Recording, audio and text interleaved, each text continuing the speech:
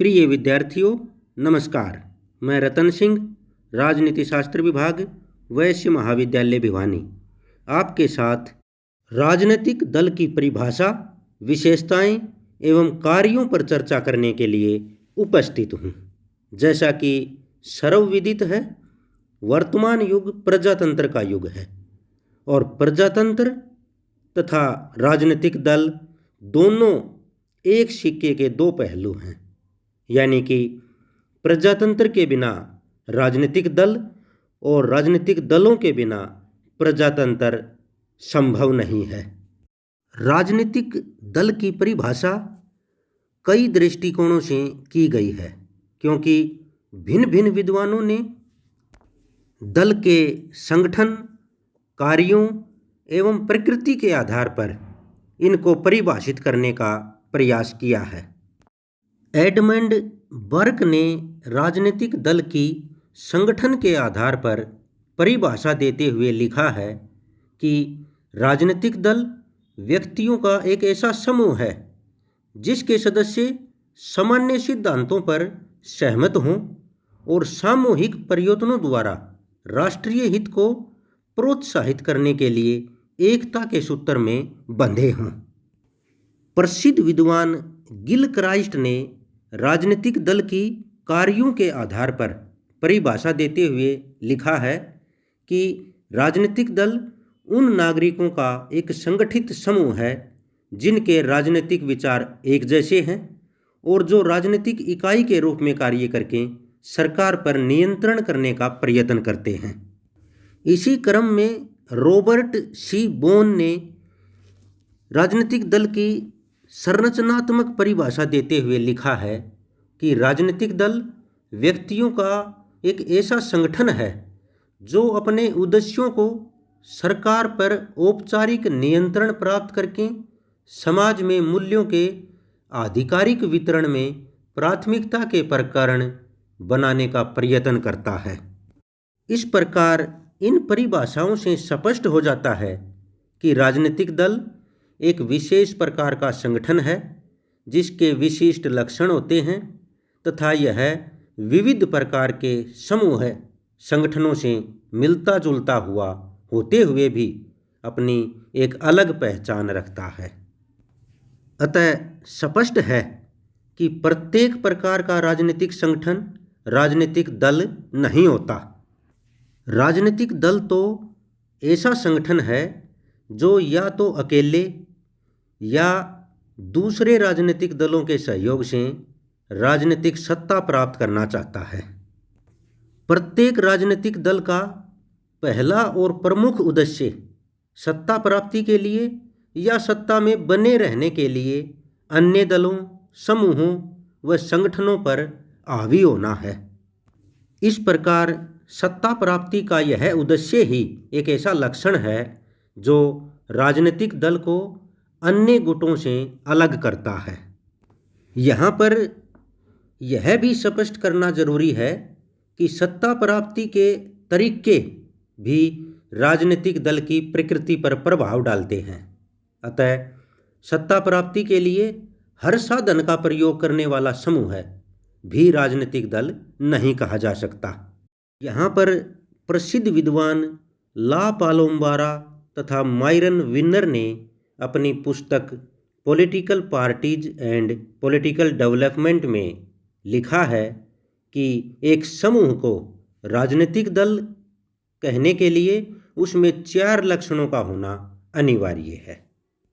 इनमें से प्रथम लक्षण है संगठन की निरंतरता, यानी कि एक ऐसा संगठन जो निरंतर चलता आ रहा हो, यानी कि संगठन का कार्यकाल उसके नेता के जीवन काल पर आश्रित न हो कि नेता की मृत्यु के साथ ही संगठन भी खत्म हो जाए, तो इस प्रकार के संगठन को राजनीतिक दल नहीं कहा जा सकता। ऐसे संगठन को राजनीतिक दल कहा जाएगा जो संगठन निरंतर चला आ रहा है। दूसरा लक्षण है स्थानीय स्तर पर संगठन व्यावहारिक रूप में संगठित हो और इसके साथ साथ स्थानीय स्तर से राष्ट्रीय स्तर तक वह एक कड़ी में बंधा हुआ हो, यानी कि उसके बीच नियमित रूप से संप्रेषण और अन्य संबंध हो। तीसरा लक्षण है स्थानीय और राष्ट्रीय दोनों ही स्तरों पर नेताओं का सत्ता प्राप्त करने या फिर निर्णय निर्माण की प्रक्रिया में अपने आप को बनाए रखने का सचेतन संकल्प हो। यानी कि एक समूह के जो नेता हैं वे सत्ता प्राप्ति के लिए हर समय प्रयत्न करते रहें, और अगर सत्ता प्राप्त न हो सके तो कम से कम निर्णय निर्माण की प्रक्रिया में तो अपने आप को बनाए रखने के लिए प्रयत्नशील हों, ऐसा संकल्प उनका होना चाहिए। चौथा लक्षण है संगठन को चुनाव में विजयी बनाने की हर संभव कोशिश हो, और यदि विजय न भी मिले तो हर समय जन समर्थन प्राप्त करने के लिए संगठन प्रयत्नशील रहे। तो इस प्रकार इन 4 लक्षणों वाले संगठन को राजनीतिक दल का नाम दिया जा सकता है, क्योंकि प्रत्येक राजनीतिक दल का एक औपचारिक व अपेक्षाकृत स्थायी संगठन होना अनिवार्य है, और प्रत्येक राजनीतिक दल राजनीतिक सत्ता प्राप्त करने या फिर सत्ता के प्रयोग को प्रभावित करने के लिए हर समय प्रेरित रहता है, और यदि वह ऐसे कार्य नहीं करता या उसमें इस प्रकार के लक्षण नहीं पाए जाते तो उस राजनीतिक संगठन को राजनीतिक दल नहीं बल्कि हित समूह का नाम दिया जा सकता है। जहाँ तक राजनीतिक दल के कार्यों का प्रश्न है तो प्रत्येक देश में दल की संरचना, अन्य दलों की विद्यमानता तथा राजनीतिक व्यवस्था की प्रकृति के द्वारा दल के कार्यों व भूमिका का निर्धारण होता है। इस प्रकार राजनीतिक दलों के कार्यों को राजनीतिक दलों की प्रकृति, समाज तथा शासन के ढांचे के संदर्भ में देखना ही अनिवार्य हो जाता है। लेकिन यहाँ पर हम राजनीतिक दलों के उन्हीं कार्यों पर चर्चा करते हैं जो प्रत्येक प्रकार की राजनीतिक व्यवस्थाओं में राजनीतिक दलों के द्वारा निष्पादित किए जाते हैं। इन कार्यों में प्रथम कार्य है संगठन का निर्माण व नेताओं की भर्ती करना। प्रत्येक राजनीतिक दल का अपना एक संगठन होता है और उस संगठन में नीचे से लेकर ऊपर तक नेतृत्व करने वाले नेता होते हैं। प्रत्येक संगठन नेता का चुनाव करते समय 2 बातों का ध्यान रखता है। एक तो नेता बनने वाले व्यक्ति में विशेष योग्यता व दक्षता हो, और दूसरा नेता बनने वाले व्यक्ति को अधिक से अधिक जन समर्थन प्राप्त हो। इस प्रकार सभी राजनीतिक दल अपने नेता का चुनाव करते हैं जो संगठन को मजबूती प्रदान करता है। अगला कार्य है नीतियों व कार्यक्रमों का निर्माण करना। चुनाव के समय राजनीतिक दल अनेक मुद्दों पर अपनी नीतियों व कार्यक्रमों के माध्यम से जनता के सामने विकल्प प्रस्तुत करते हैं। राजनीतिक दल अपने कार्यक्रम के माध्यम से जनता को बताने का प्रयास करते हैं कि सरकार को क्या करना है और समाज को किस दिशा में ले जाना है।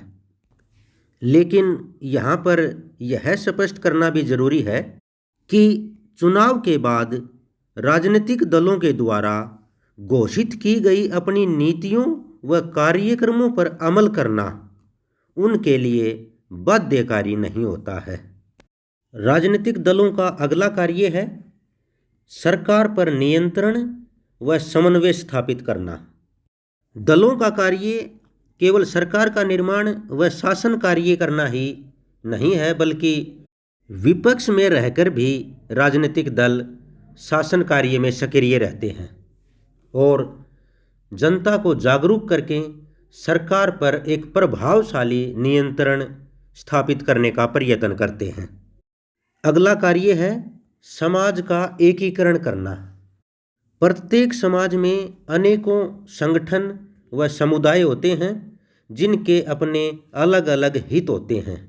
इनकी आवश्यकताएं व मांगें एक दूसरे से टकराती हैं और इनमें आपस में संघर्ष उत्पन्न होता है। लेकिन राजनीतिक दल क्षेत्रीय हितों को एक दूसरे के करीब लाते हैं, भौगोलिक दूरियों का निवारण करते हैं और विभक्त करने वाली शासन संरचनाओं में सामंजस्य स्थापित करते हैं। दलों द्वारा किया जाने वाला यह जोड़ने का कार्य राजनीतिक स्थिरता में एक महत्वपूर्ण कारक होता है, क्योंकि राजनीतिक दल अपने द्वारा प्रतिनिधित्व किए जाने वाले हितों का विस्तार करना चाहते हैं और इसलिए वे इन हितों के बीच सामंजस्य स्थापित करने का प्रयत्न करते हैं। राजनीतिक दलों का अगला कार्य है सरकार तथा जनता के बीच संपर्क स्थापित करना। वे जनता को क्रियाशील बनाने का प्रयत्न करते हैं।